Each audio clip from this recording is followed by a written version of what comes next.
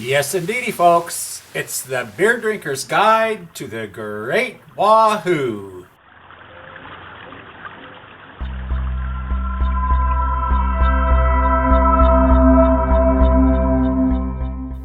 And now, folks, we have news of a very big day. Coming up this very coming Monday, September 22nd,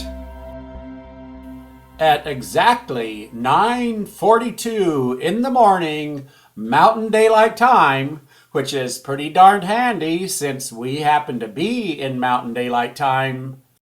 It is, yes, the autumnal equinox. The day when the light and the dark are exactly the same length.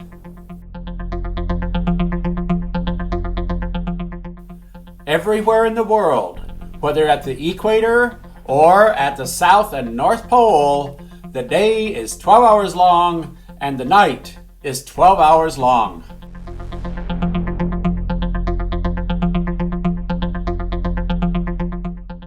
This day is also known as the first day of autumn. Ah, beautiful autumn. Not only is it gorgeous in all the leaves changing and in the smells of the drying up of life, not only is it beautiful in feeling those cool breezes that are starting to promise that the heat is over,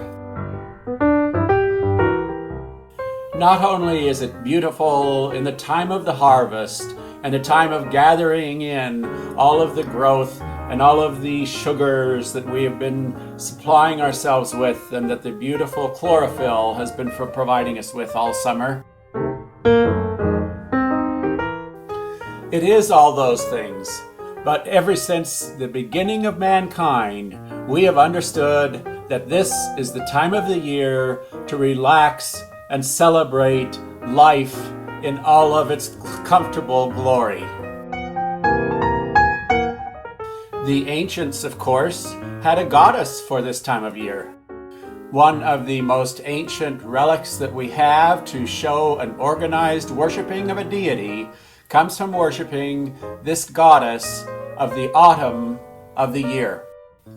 This ancient relic came from 2,700 years before Christ. By the time this relic was made, the worship of this deity, the worship of this celebration of life, had been going on for many centuries, if not millennia. This relic represented an Egyptian goddess, and by the time of the great temple of Luxor, she had come to look like this. The great deity, the great expression of life, the great beingness with God that is represented by a cow. The great goddess Hathor. Cows, of course, symbolize contentedness. And this time of year, with the crops in, with it not yet being cold, with it being time to give thanks with great feasts, represent the contentedness of the year. Cows also represent the abundance of food and a plentifulness, which of course is what this time of year is all about. The Egyptians saw all of life as an extension of the gods, and they saw all of what is on the earth as an extension of the heavens. In the heavens is the beautiful Milky Way. Today we understand that looking at the Milky Way means that we are looking into the edge of our galaxy and seeing a very dense cluster of stars. The ancients did their best to explain this wonder in the sky. To them, it was expressed as a great flowing body of milk flowing from the udder of a heavenly cow. It was, in the heavens, what the Nile River is on earth. It was the very river of life. In the sky, a river of milk.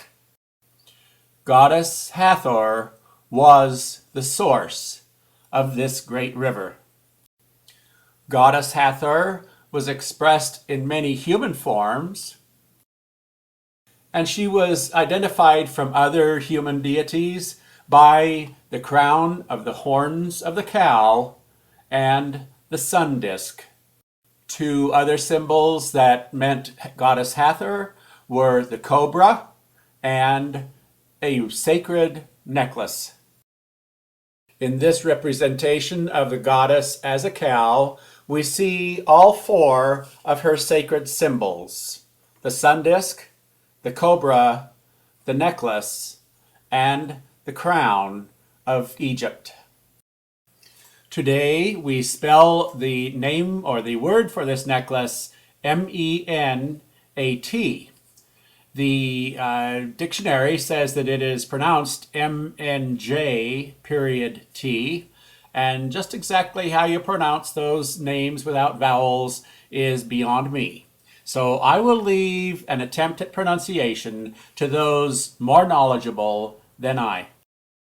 This sacred necklace came to be carried around in priestesses and priests' hands and rattled in order to make a lot of noise.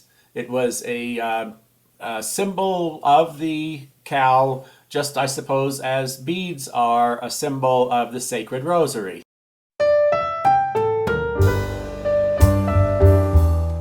I love this particular representation of the sacred Hathor by Jeff Dahl.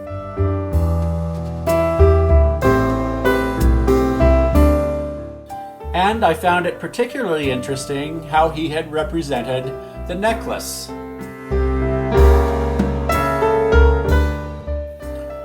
What an interesting little amulet there on the necklace. And to get a real good close-up view, we have to get up to where the image is a little taken apart, but I think that you can see it's a most interesting image. A triangular, rather flat face, a amused and rather intelligent expression, and those lovely little cow ears.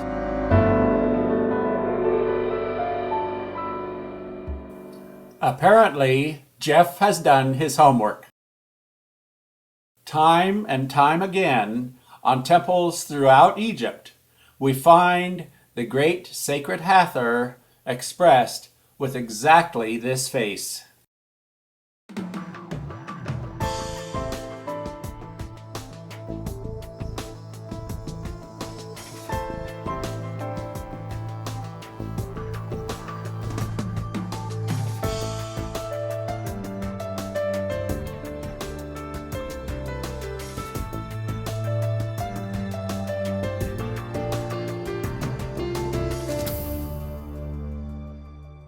Of course, the ancients understood all of life to be great, great cycles.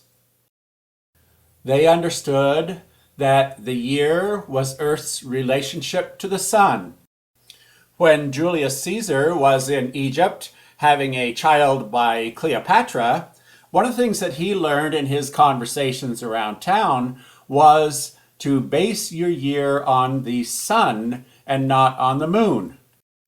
This concept led to the Julian calendar, which kept us pretty well in tune with the yearly cycle of things, and many years later was improved upon by Pope Gregory, who came up with pretty much the calendar we use today. Of course, the Egyptians did not wait around for a goddess as wonderful as Hathor to come around only once a year. Like all of the gods and goddesses, they understood that Hathor happens every day. We rise, we work, and in the evening we sit down and repast. we sit down and celebrate the harvest and the glory of the beauty of the day. We come to celebrate every day, just as every year, the very cowness of our existence. And just as the ancient understood every year and every day is the cycle of life, so they understood every life has this cycle as well. We are born, we reach puberty, we parent, and as we mature, we reach the point of life where we are not so busy doing things all the time, and we can begin to do things that give back to life, give back to society, and let us reflect on the larger issues. The worship of the great goddess Hathor was very, very popular. Great temples were erected to her throughout the Egyptian Empire and throughout the ancient world. For centuries, the Hebrews at Sinai, who were working in the mines of that area, had been worshiping beautiful Hathor. We have remnants of a temple from Sinai where the Hebrews had been worshiping Hathor at 1500 BC, just about the time or a little before the time of Moses. Indeed, there is speculation that the golden calf that Moses found his people worshiping when he came down from the mountain represented the people turning away from his newfangled concept of one God that you cannot see and that is separated from life, and they're returning to this ancient goddess that they had known for centuries to feed them and supply them with the refreshing, glorious autumn, the refreshing, glorious evening. So it is that this next Monday at 9:42 in the morning, we slip into the magic, wonderful, glorious, colorful, and feast-filled time of the year in which we celebrate the living goddess Hathor. Pantheists understand that we are not separated from God or the goddesses, that every season and every day, that every age, and that every moment of the glorious concept and being of life is not only a celebration of all the gods and goddesses, it simply is all the gods and all the goddesses.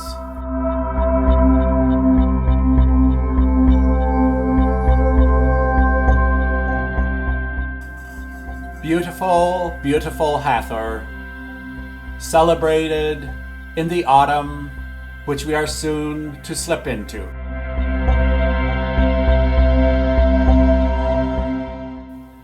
Enjoyed every evening when the sun gets low in the sky, when the temperature begins to cool in the summer, when the light comes through so much atmosphere that everything around us begins to glow a golden or a rose hue.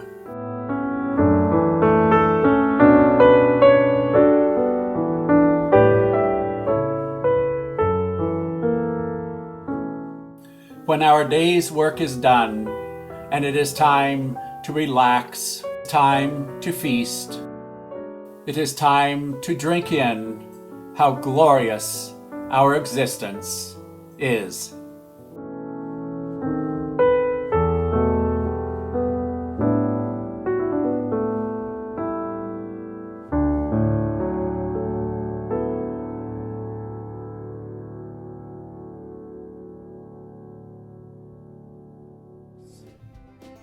To truly understand solstice and equinox, we have to remember that all of the world is a stage. We get on the stage and things go well, or things go not quite so well.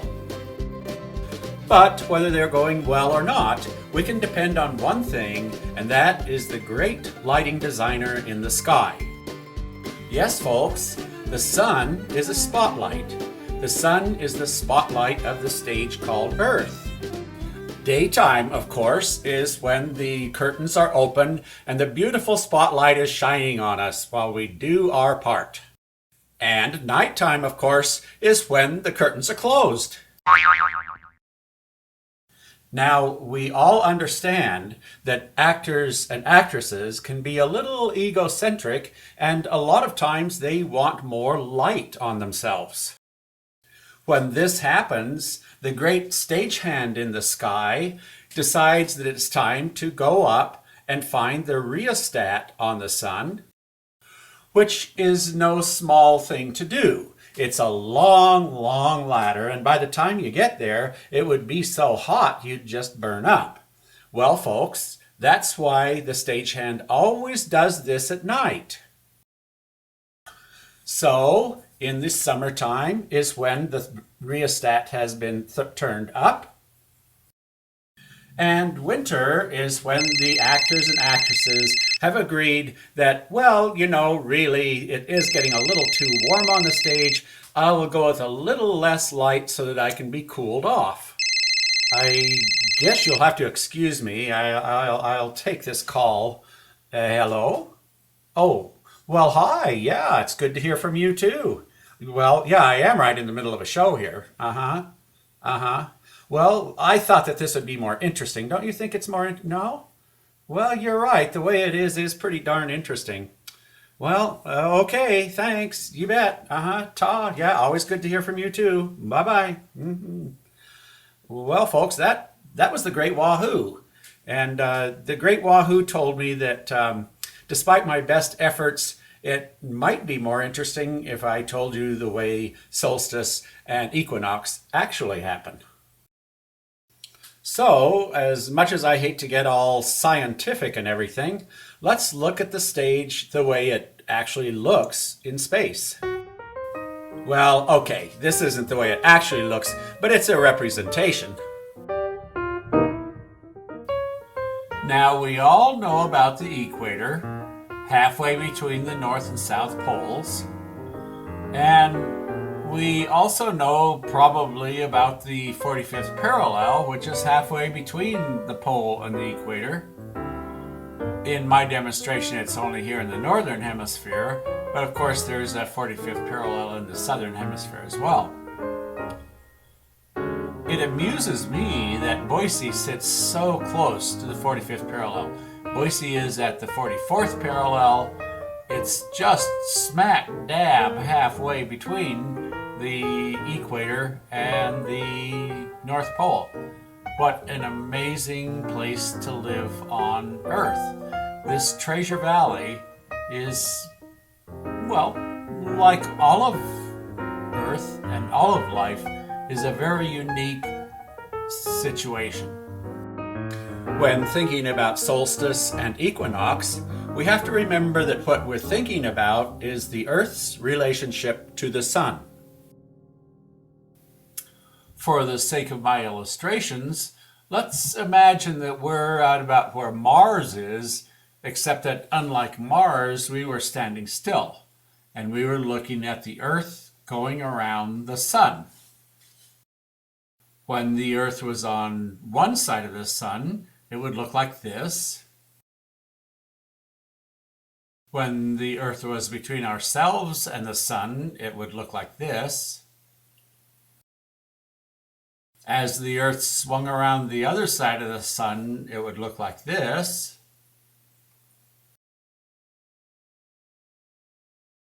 And as the Earth passed on the far side of the sun, it would look like this.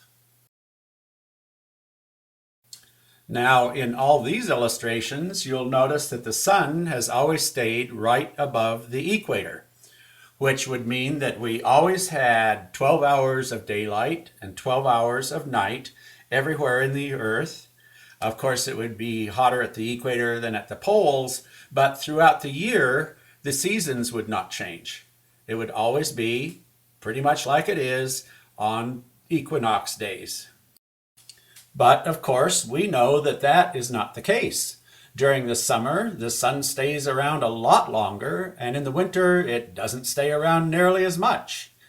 Up at the poles, in the summer it never sets, and in the winter it never rises. Here in the Treasure Valley, the sun sets at 10 o'clock during the summer, and it sets at 5 o'clock during the winter. When we get at the bottom of what causes this difference in light, we will be at the bottom of what causes equinoxes and solstices. And the bottom that we're looking for is that my illustration is not the way the world is. Actually, as I'm sure you realize, the world is tilted on its axis. Like this. It's tilted 23 degrees. This tilt, of course, is only in relationship to the sun.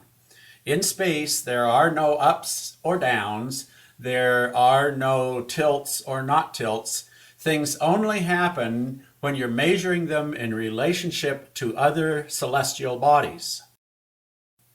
But, of course, on Earth, all of our energy comes from the sun. And for that reason, it's very important what our relationship to the sun is.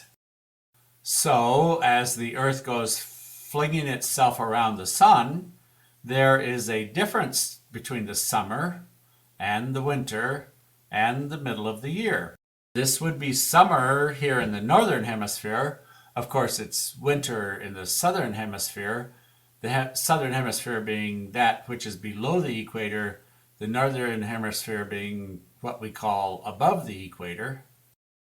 A year, of course, is how long it takes the Earth to go around the sun.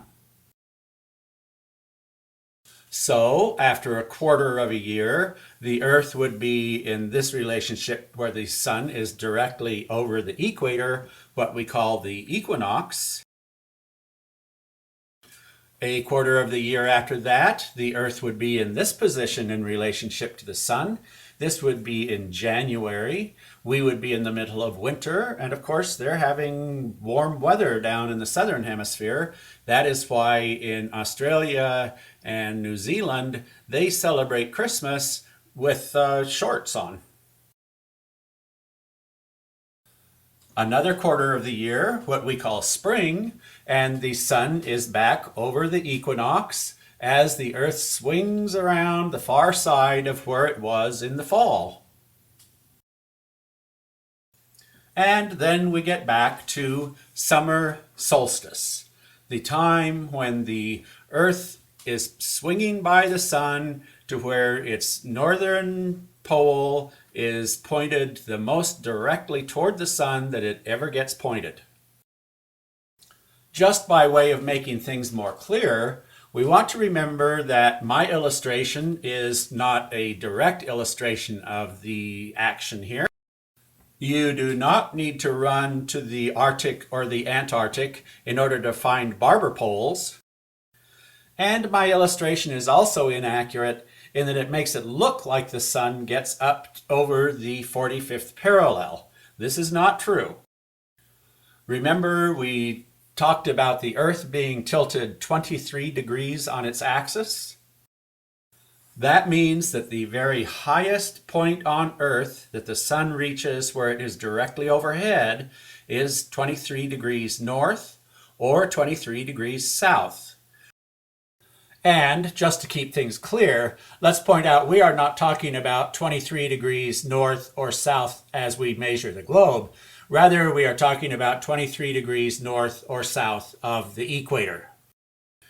These two imaginary lines, 23 degree north and 23 degrees south, are called the Tropic of Cancer in the north and the Tropic of Capricorn in the south. I'm sure that that is named after the star signs that we have going on at the time the sun reaches those points. Another way to think of it is, if you were on the equator exactly at the moment that the sun goes directly overhead during equinox, and you were wearing a great big sombrero, which would probably be a good idea, the shadow from the sombrero would come directly down you and no part of you would be in the sun. During summer solstice, which we're going to be into tomorrow at 6 o'clock in the evening, if you were the same person wearing the same big sombrero, your shadow would be cast directly down if you were standing exactly at the Tropic of Cancer at 23 degrees north. By the same token, on December 21st, during the winter solstice, if you were standing directly on the Tropic of Capricorn at 23 degrees south, then that sombrero would be shadowing you directly down your body. The day before and the day after these days and these moments of solstice, the sun would be just ever so slightly going back in the other direction. And that is what summer solstice, winter solstice, and our spring or vernal equinox and our autumnal or fall equinox are all about.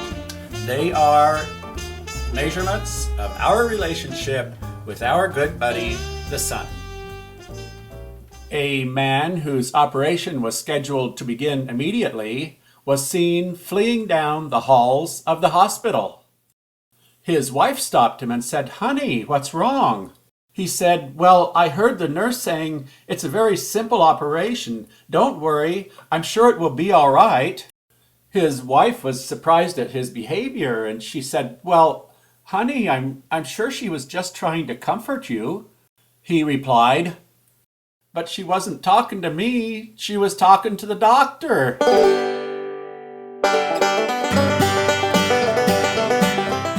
And that's another beer drinker's guide to the Great Wahoo. Thanks for watching. Remember that you can now watch the shows 24/7 on your computer. Just go to www.greatwahoo.com, check on the list of shows, and click on the Watch Show button. And folks, I got to admit, I'm sorry about the poor quality of these shows, but I don't know how else to get them on the internet, so that's just how they're going to have to be.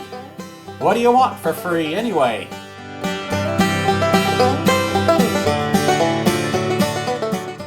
If you'd like a better quality, get in touch with me at beerdrinker@greatwahoo.com and maybe we can work something out. Hope to see you next week. And in the meantime, keep celebrating the Great Wahoo!